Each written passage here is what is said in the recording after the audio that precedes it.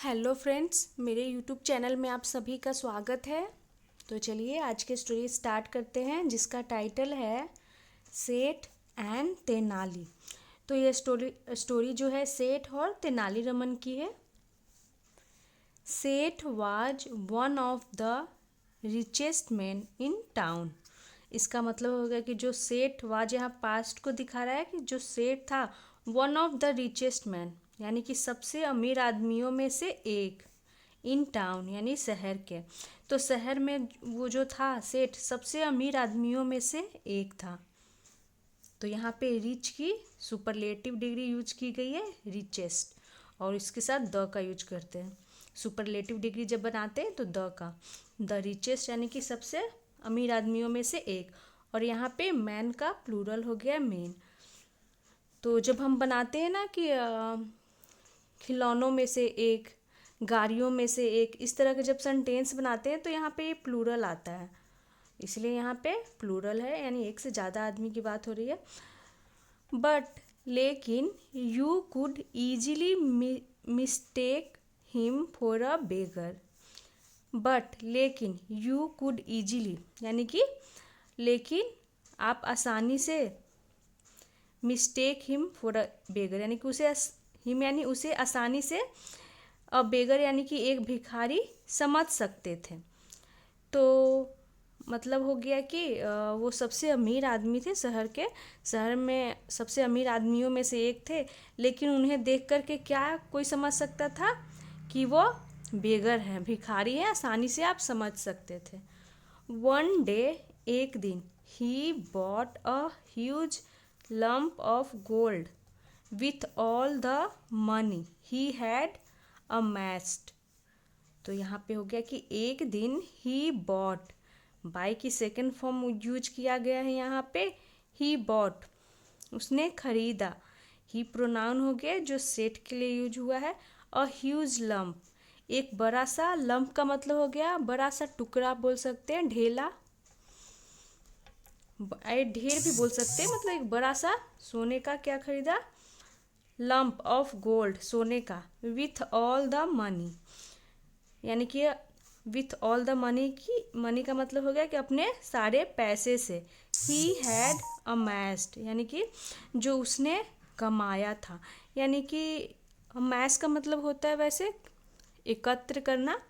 तो जो भी पैसा उसने कमाया था, जमा किया था, एकत्र किया था, उससे वो एक बड़ा सा लंप खरीदता है, यानी बड़ा सा टुकड़ा बोल सकते हैं, ढेर, मतलब वो बड़ा सा सोने का एक टुकड़ा, ढेला खरीदा। He dug a hole in the ground near an unused well and buried the gold there. He dug उसने खोदा, डिग की सेकेंड फॉर्म डग हो गई, सेकेंड फॉर्म और थर्ड फॉर्म डग ही होती है, लेकिन यहाँ पे सेकेंड फॉर्म मानेंगे। उसने खोदा, अ होल यानी कि एक गड्ढा, इन द ग्राउंड जमीन पे, नियर एन अनयूज्ड वेल यानी कि एक अनयूज्ड वेल यानी कुएं के पास। अनयूज्ड का मतलब कि जिसमें पानी ना हो, जिसे यूज नहीं किया जाता हो, जिस कुआं को। एंड बरीड, तो बरी यानी दफन करना या फिर गाड़ना, तो उसका यहाँ पे सेकेंड फॉर्म हो गया कि बरीड किया उसने, यानी कि उसने दफन किया, या फिर बोल सकते हैं कि गाड़ दिया। द गोल्ड, सोने को, देयर यानी वहाँ पे। तो वो क्या करता है, ज़मीन में कुएं के पास खोदता है और वहाँ पे उस सोना का जो ढेर था उसे गाड़ दिया। He was sure that no thief would be able to find that place. He was sure यानी कि उसे श्योर था, वो श्योर था यानी उसे यकीन था कि नो थीफ यानी कोई भी चोर, would be able to find यानी कि वो एबल क्या होगा, कोई भी चोर एबल नहीं होगा, या एबल टू यानी सक्षम नहीं होगा, फाइंड यानी ढूंढने में, दैट प्लेस उस प्लेस को, उस स्थान को, इसीलिए उसने वहाँ पे गाड़ा कि कोई भी चोर इसे ना ढूंढ पाए। तो यहाँ पे विल बी की जगह पे वुड हो गया, वुड बी, क्योंकि ये पास्ट हो गया। तो पास्ट में फ्यूचर की बात होती है तो विल वुड में बदल जाता है। तो उसे यकीन था कि कोई भी चोर यहाँ तक नहीं पहुँच पाएगा, कोई भी चोर नहीं ढूंढ पाएगा इस जगह को। विथ दिस हैप्पी थॉट सेठ checked on his treasure daily. तो इसका मतलब हो गया विथ दिस हैप्पी थॉट, यानी कि इस खुश खुश विचार के साथ, यानी कि इस खुश विचार के साथ, या फिर बोल सकते हैं कि इस खुशी के साथ सेठ चेक्ड ऑन हिज ट्रेजर, यानी जो सेठ था वो चेक करता था यानी जांचता था। चेक्ड यहाँ पे सेकेंड फॉर्म मानेंगे इसे। ऑन हिज ट्रेजर, अपने खजाने को, डेली यानी हर रोज, ट्रेजर यानी खजाना होता है। तो मतलब इस सोच के साथ कि कोई भी चोर यहाँ नहीं पहुँच सकता है, वो हर रोज वहाँ पे चेक करता था, जांचता था कि मेरा मतलब वो जो सोना था वो है कि नहीं। Naturally on his next visit he found the hole empty. Naturally, तो यहाँ पे नेचुरली का मतलब हो गया स्वाभाविक रूप से। ऑन हिज नेक्स्ट विजिट, यानी कि उसके नेक्स्ट विजिट यानी कि जो अगली बार गया। ही फाउंड, उसने पाया, द होल एम्प्टी, यानी जो गड्ढा किया था वो एम्प्टी था, यानी उसमें सोना नहीं था। तो नेचुरली है कि जब वो बार बार जाएगा तो अब किसी को डाउट हो जाएगा। तो वही उसके साथ हुआ कि उस ट्रेजर को डेली जाता था चेक करने। तो क्या हुआ, जब नेक्स्ट विजिट जब पर वो गया, मतलब विजिट करना यानी जाना, तो वो गया तो क्या मिला, वो खाली मिला होल। ही बेगन हॉलिंग विथ ग्रीफ। तो यहाँ पे बिगिन की सेकेंड फॉर्म हो गई बेगन। हॉलिंग का मतलब हो गया कि वो चीखने लगा। विथ ग्रीफ का मतलब हो गया कि शोक से, वो शोक से, दुख से बोल सकते वो चीखने लगा। और बिगिन की सेकेंड फॉर्म बेगन हो गई। और यहाँ पे हॉलिंग ये जेरंड हो गया। तो बिगिन है जो अपने बगल में जेरंड भी लेता है या इन्फिनेटिव भी लेता है। तो ज़्यादा जगह आप देखते होंगे कि इन्फिनेटिव होता है, बेगन के साथ टू का यूज होता है, लेकिन बहुत कम ही होता है जो ये जेरंड होता है, नहीं तो बेगन के साथ इन्फिनेटिव यूज होता है। तो यहाँ पे ये जेरंड के रूप में यूज किया गया है हॉलिंग।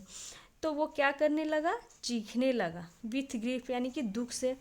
अब उसका जो चोरी हो गया सोना, तो जिसके वजह से वो दुखी होने के कारण वो चीखने लगा। And soon a crowd had assembled, और जल्द ही अ क्राउड यानी कि भीड़, हैड असेंबल्ड, एक भीड़ क्या हो गई, इकट्ठा हो गई। तो लोग उसे क्या हो गया कि वहाँ पे भीड़ इकट्ठा हो गया, लोगों का जल्द ही भीड़ इकट्ठा हो गया। They watched him grieve the way people mourn the loss of a dear one. They watched him का मतलब हो गया कि यहाँ पे दे प्रोनाउन यानी कि लोगों के लिए भीड़ हुआ है, यूज हुआ है, क्योंकि भीड़ इकट्ठा हो गया था। दे वाच्ड हिम यानी कि वे उसे देख रहे थे। ग्रीव द वे यानी कि way the people mourn the loss of a dear one, मतलब हो गया इसका मतलब कि लोग उसे देख रहे थे ग्रीव में, यानी कि ग्रीव का मतलब भी हो गया शोक में, विलाप में।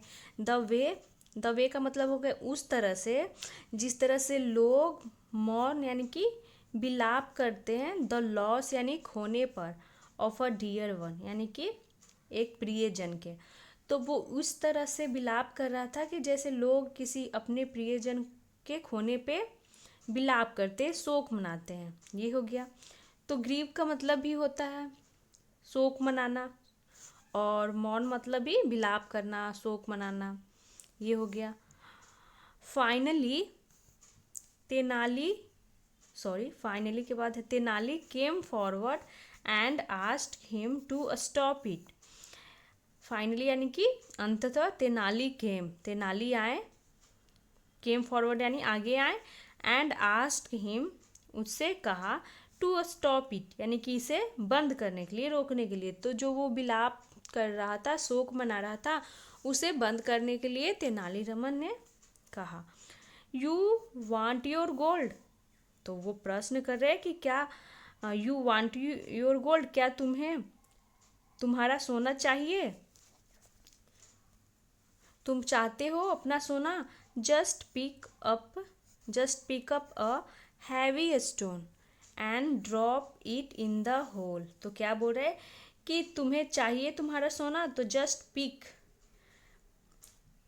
Pick up a heavy stone, यानी कि बस उठाओ, पिकअप यानी उठाओ, अ हैवी स्टोन एक भारी पत्थर, एंड ड्रॉप इट और इसे छोड़ दो, गिरा दो, इन द होल यानी उस गड्ढे में। Pretend it is the gold you lost.